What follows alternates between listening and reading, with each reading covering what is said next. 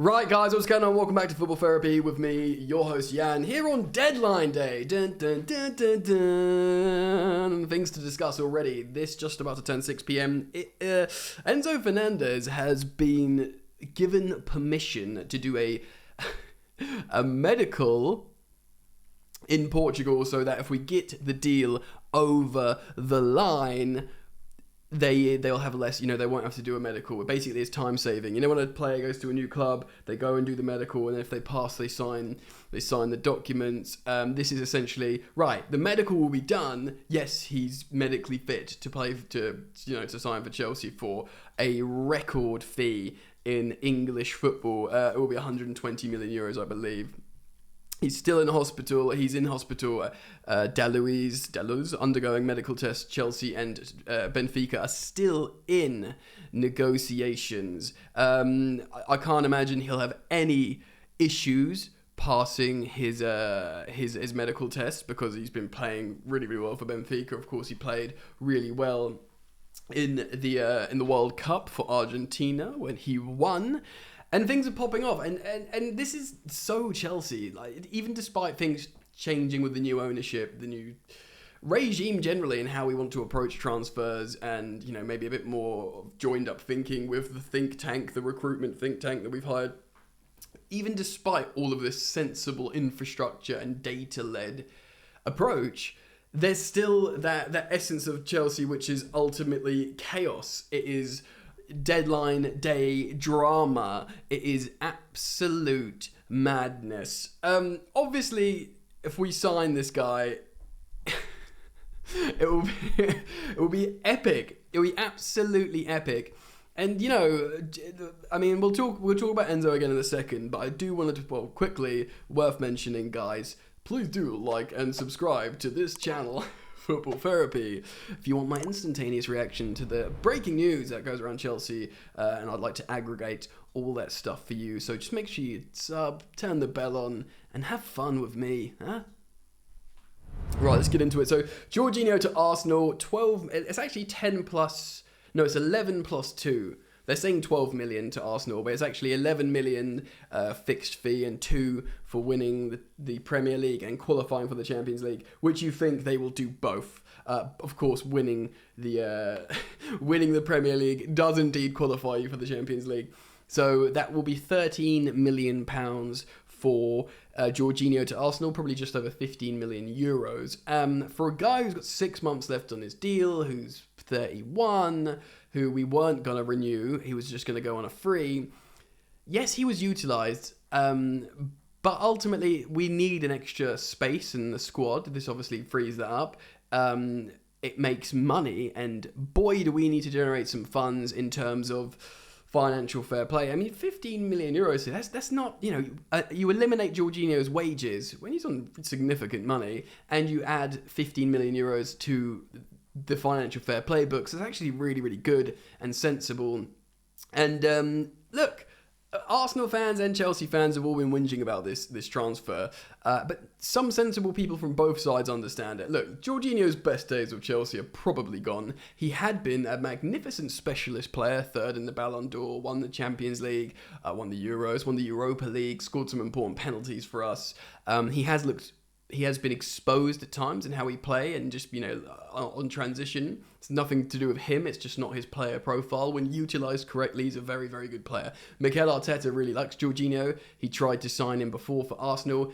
And indeed, he spoke about how he liked him when he was coaching with Pep. And of course, Man City tried to sign Jorginho before Chelsea did. So he's really, really liked by Arsenal. And it makes sense. It makes sense for us financially with the squad space and trying to reinvent the midfield, a la Enzo Fernandez. And it makes sense for Arsenal because they couldn't get Caicedo because that would have been silly money. They do need some backup for Thomas Partey, even though they seem like different profiles. I think they'll make it work with Jorginho. So it works for both of them, and it works for the player, man. Like, Jorginho doesn't owe Chelsea anything. Yes, he overcame adversity, and it was nice, and the match-going fans sing Jorginho's name now. It was like a nice story. Doesn't really owe us anything. The same way Giroud worked out for us for a similar fee. I'm sure you know, Jorginho will work out well for them. So, you know, he instantaneously gets a Premier League winners medal. So good for Chelsea, good for Jorginho as a player, and ultimately good for Arsenal. And this is one of those rare instances where this kind of like transfers between two rivals, where whether he'll be as good as Giroud was for us, you know, winning the Europa League, scoring in the final against Arsenal, winning the Champions League, 4 goals away at Valencia, you know, FA Cup. Giroud was great for us. But we need to rebuild our midfield. If you watch my channel, you will know I've always seen that as a priority. And you know who rebuilds the midfield? Enzo Fernandez. So, if he's having his medical and Chelsea are determined to get this done, and the fact selling Jorginho, I think this all leans to one answer, and that's buying Enzo Fernandez from Benfica. Beradek Bali is seen to not take no for an answer.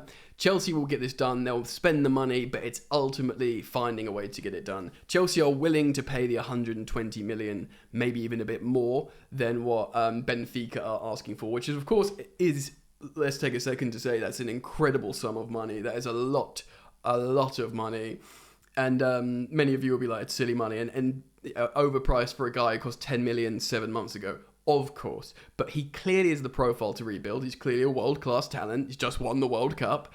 And this will be overpaying for a player we need now. But this is breaking eggs. And I have to go back and talk about what Todd Boehly did with the Dodgers when he bought them. He paid players to leave. Massive financial outlays when they first buy the club to make a sustainable long-term model. And that is writing off, you know, Lukaku as a big mistake and loss. And that is spending a lot of money on some young players like Fofana. But then as also being intelligent and spending lesser money on Cesare Cazorla, Andre Santos. And that's another one. Like, Santos is going to be possibly integrated into the Chelsea first team now in the absence of Jorginho, you know, even if we do add a superstar like Enzo Fernandez. So Chelsea are looking to rebuild the midfield, and it will be different than what Jorginho is in there.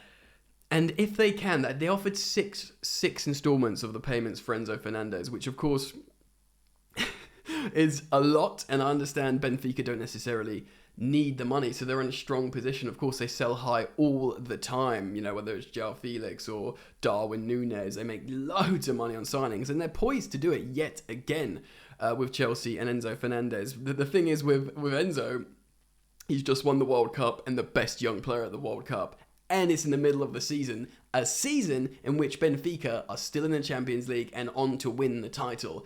That is not the time you try and buy a World Cup winner off Benfica, yet here we are trying to do it for 120 million big ones. You know, they sold Darwin Núñez for million euros, going up to, you know, João Felix as a teenager was 120 million euros plus. I think he might have been more, and that was when he was a teenager, and he, you know, and sorry, they bought him for that, excuse me. They sold him to Atletico Madrid, excuse me, my mind is going absolutely mental today. So that is, you know, it shows you they make money. And he hadn't won the World Cup, João Felix. It cost the same, if not more. So these transfers are out there. They're crazy, and the Premier League spenders, the Premier League money is always going to be the ones forking out the most from now on, certainly in the landscape of football. And here we are. It's more likely to happen than not. I'm pretty darn excited, and I wanted to react to the two big stories: Jorginho going to Arsenal and Enzo doing his medical. I'm really interested. I'll keep an eye on this, of course. I'm really interested in what you guys think. Please do drop a like on the video, sub if you're new, even if you're new or you're not new, please do turn on the notifications bell so you get updated when I upload, because you ain't going to want to miss this. See you very soon.